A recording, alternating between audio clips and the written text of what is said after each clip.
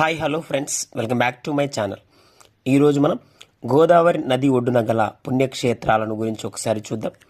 మొదటిగా జ్ఞాన సరస్వతి ఆలయం, బాసర, నిర్మల్ జిల్లా. సంగమేశ్వర ఆలయం, కందకుర్తి, నిజామాబాద్ జిల్లా. లక్ష్మీ నరసింహ లేదా యమధర్మరాజు ఆలయం, ధర్మపురి, జగిత్యాల్.